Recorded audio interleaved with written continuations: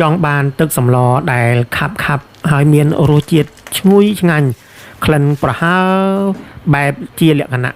ទឹកសម្លប្រហើរខ្មែរណាបងប្អូនយកមកស្រូបជាមួយនឹងនំបញ្ចុករបស់យើងឆ្ងាញ់ណាស់បងប្អូនហើយមានបន្លែគ្រប់មុខអញ្ចឹងទៀតណាគឺរឹតតែពិសេសថែមទៀតតែម្ដងខ្ញុំជឿជាក់ថាពុកម៉ែបងប្អូនចូលចិត្តណាបាទនំបញ្ចុកជាពិសេស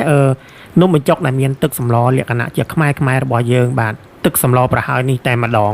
បាទហើយបងប្អូនខ្លះគាត់ចូលចិត្តក៏ប៉ុន្តែគាត់មិនទាន់ចេះធ្វើបងប្អូនខ្លះគាត់ចេះធ្វើបាទភាគច្រើនគាត់ចេះធ្វើហើយអញ្ចឹងទេថ្ងៃនេះខ្ញុំសូមបង្ហាញ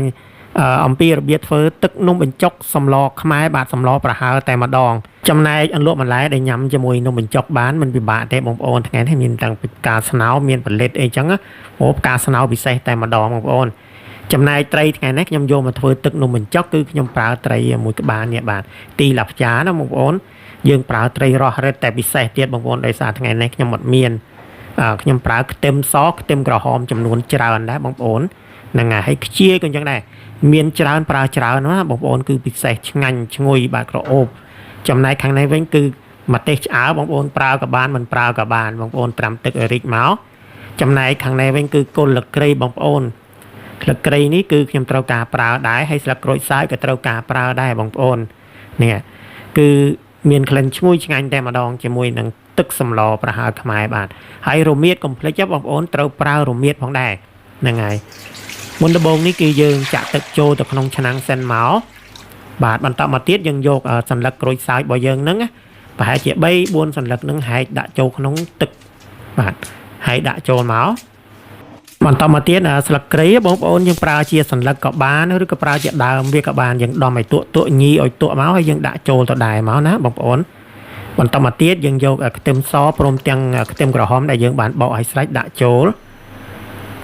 ខ្ជាយក៏អញ្ចឹងដែរបងប្អូនខ្ជាយយើងហាន់ឲ្យហើយស្រេចមកដាក់ចូលមកបាទបងប្អូនហ្នឹងហើយដាក់មកបន្តមកទៀតយើងចាប់ផ្ដើមស្ងោរបាទស្ងោរឲ្យពុះសិនមកណា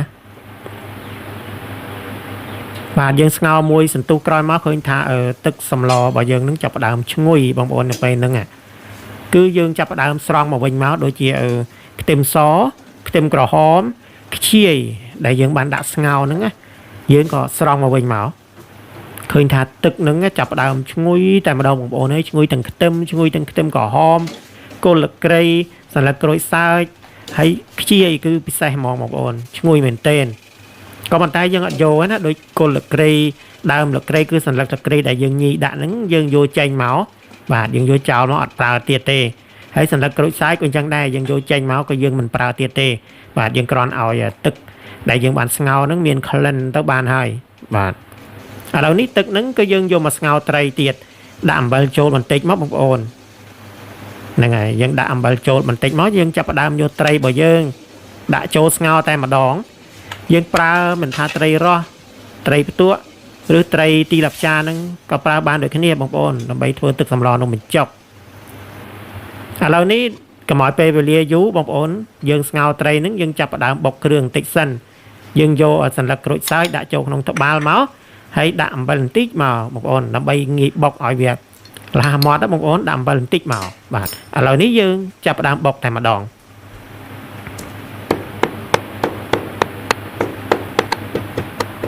បាទឃើញថាសន្លឹកក្រូចសើចរបស់យើងនឹងចាប់ផ្ដើមមាត់ហើយយើងក៏យកគល់លក្រីដែលយើងបានហាន់ត្រៀមទុកនឹងប្រហែលជា2គល់3គល់មកយកមកបុកបន្តទៀតបាទបុកលាយជាមួយគ្នាតែកុំភ្លេចបងប្អូនយើងប្រើរមៀតទៅផងបងប្អូនអាចប្រើរមៀតច្រើនជាងខ្ញុំនឹងក៏បានដែរបាទឲ្យទឹកលឿងផងឲ្យក្លិនឈ្ងុយផងបាទទឹកសម្លនំបញ្ចុកយើងឥឡូវយើងបុកមាត់ហើយយើងចាប់ផ្ដើមមកមើលត្រីរបស់យើងឃើញថាឆ្អិនហើយក្រោយពេលដែលយើងបានស្ងោរមួយសន្ទុះពេលហ្នឹងយើងចាប់ផ្ដើមស្រង់មកបាទហ្នឹងហើយយើងស្រង់ដាក់ដោយឡែកសិនមកឲ្យតិចឲ្យយើងបេះសាច់ផងណាបងប្អូនស្រង់ឲ្យតិចឲ្យយើងបេះសាច់ឥឡូវនេះយើងមកមើលខ្ទឹមក្រហមខ្ជាយដែលយើងបានស្ងោរមិញហ្នឹងយើងយកមកកិនបងប្អូនអាចយកទៅបុកក៏បានដែរក៏ប៉ុន្តែយើងយកមកកិនងាយស្រួលជាងបាទខ្ញុំត្រូវការបន្ថែមម្ទេសឆ្អើរដែលខ្ញុំបានត្រាំឲ្យរីកហ្នឹងដាក់ចូលទៅផងបាទម្ទេសហ្នឹងណា ហើយបើសិនជាបងប្អូនមិនប្រើក៏បានដែរម្ទេសឆ្អើរបាទដើម្បីឲ្យការកិនងាយស្រួលខ្ញុំបន្ថែមដោយខ្ទិះចុងបងប្អូនមានខ្ទិះចុងហ្នឹងខ្ញុំមានខ្ទិះដូងស្រស់អញ្ចឹងហើយមានខ្ទិះចុងមានខ្ទិះដើមអញ្ចឹងហើយក៏ដាក់ខ្ទិះចុងចូលទៅដើម្បីងាយស្រួលពេលកិនណាបងប្អូនបាទឥឡូវនេះយើងកិនត្រឡប់វាឲ្យម៉ត់ទៅចូលគ្នាជាល្បាយតែមួយបាទឥឡូវខ្ញុំក្លុកវាកែនវានឹងបានម៉ត់ល្អហើយជាល្បាយទឹកតែមួយតែម្ដងបងប្អូនឈ្ងុយដែរបាទឥឡូវនេះយើងទុកដោយឡែកសិនចោះបាទយើងមកមើលគ្រឿងរបស់យើងដែលយើងបានបុកមានគល់ក្រីហើយនឹងសន្លឹកក្រូចសើចបុកលីគ្នាហ្នឹងក៏យកត្រីមកដាក់មកបងប្អូនបាទត្រីដែលយើងបានស្ងោរហើយបេះសាច់ណាដាក់ចូលហើយយើងក៏បុកលាយជាមួយគ្នាជាមួយនឹងគ្រឿងហ្នឹងបាទបុកមករហូតតតែបែកលាយចូលគ្នាឲ្យម៉ត់តែម្ដងបងប្អូនបុករឹតតែយូររឹតតែល្អណាបងប្អូនណាដើម្បីឲ្យសាច់ត្រីរបស់យើងនឹងបានបែកល្អពេលដែលយើងធ្វើទឹកសម្លទៅវាខាប់ល្អបងប្អូនឥឡូវនេះមកមើលទឹកដែលយើងបានស្ងោរត្រីមិញហ្នឹងយើងអត់ចោលទេបាទអត់ចោលទេណាបងប្អូនត្រីយើងលាងឲ្យស្អាតមកយកមកស្ងោរបាទបន្តមកទៀតនេះគឺយើង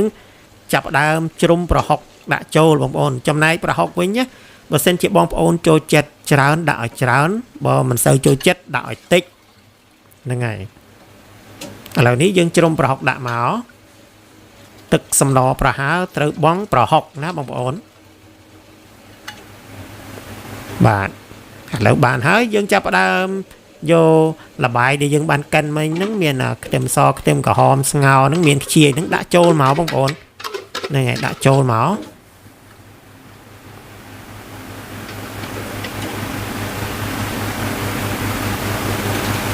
បាទឥឡូវនេះយើងយក